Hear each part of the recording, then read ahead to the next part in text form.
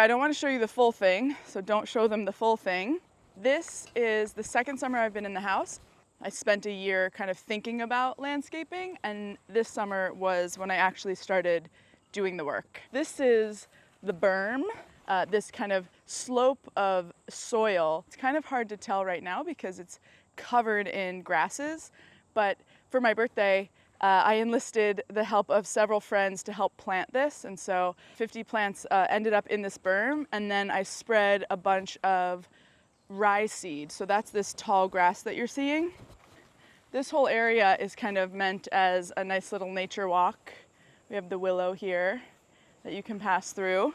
And oh gosh, I thought I stepped on a turtle. Now that the land is just covered in this tall grass, the creatures are coming out. I'll see frogs kind of jumping across, and yesterday I saw a box turtle. The deer are coming through and nibbling on everything. But it's taken on a totally new life now that there's plants everywhere.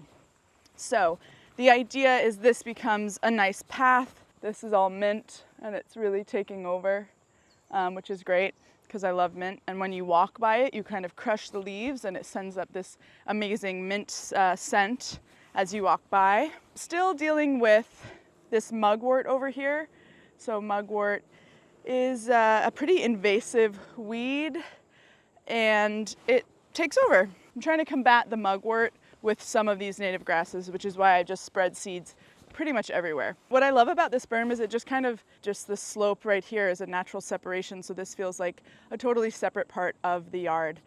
So this rock bench was a huge project. Right before I started landscaping, we did kind of a hardscaping moment where I had a crew of guys come in with a mini excavator and we moved the big piles of rocks that I had all over.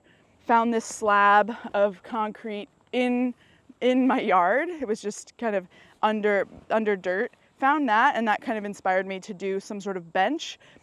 I left that to the crew, and when I came back, they had built more than a bench. It's almost like a rock couch. Coming out of the berm, there's some evidence of more of the planting that I did.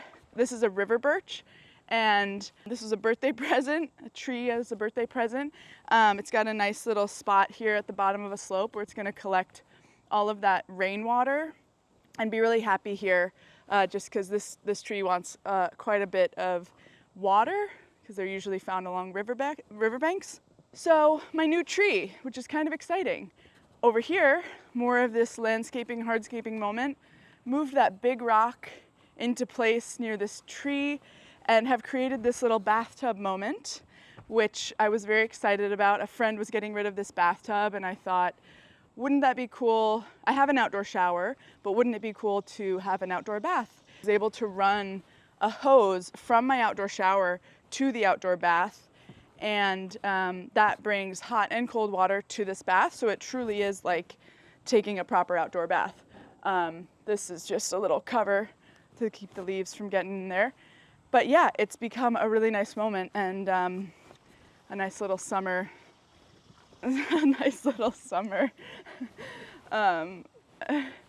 experience. All right, who left that beer can there? So over here, I don't want to show you the full thing, so don't show them the full thing, but I have a very exciting pergola project going on over here.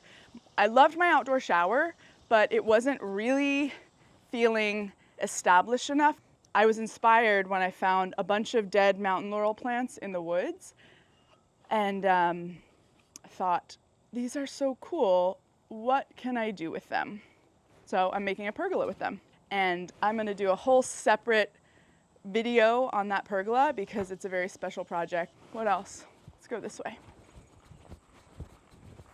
There are still kind of large patches of no growth, and that's due to all this mulch and wood chips that I dropped down. During construction, that was to keep mud down, but now that I'm ready to be planting, I think some of these spots just have to get raked back to kind of expose the soil. And then I will throw clover and native grasses and kind of create this meadow look throughout the exterior. All right, come up here. I have two more updates. Over here, I've got a lot done this summer. This is the shed, call it the barn. the mini barn. Before this summer, it was gray, and I had a pallet of leftover siding scraps and needed to move them in order to start landscaping. So I thought, why not add them to the shed? And I'm super happy with it. And I was able to use all that scrap. It's a nice way to enter the property because it's the first thing you see, so it kind of sets the tone of blue house in the middle of the woods. Adding the hardy plank siding to this thing gives it another level of protection. It was like a plywood grooved board before, and in areas it was rotting, so this just will give me some extra life out of this mini barn. All right, last update. We are standing at the beginning of the path to the cabbage. Now, it's not complete. I want to run a fence along here, a split rail fence, and really establish the front of the house with a lot of bushes and shrubs and flowers and even some trees. But I'm very excited about this bluestone path. These bluestone pavers came from a friend's demo, and I said, I will take everything you're getting rid of, and now they're put to use in a really beautiful way that I think speaks to the cottage nature of the cabbage. Not permanently set yet, but feeling really solid and good. And between each paver, this is a kind of a ground cover of clover, red and white clover, that will just take over and stay pretty low to the ground and just be good to fill in the little dirt patches all around. So salvage material to create what I think is kind of the perfect lead up to the cabbage. This month has all been about landscaping, and there's so much more to do, but I'm really happy with everything that's been done so far. Stick around, come back for more. I'm going to do home updates to show you kind of what's going on around here.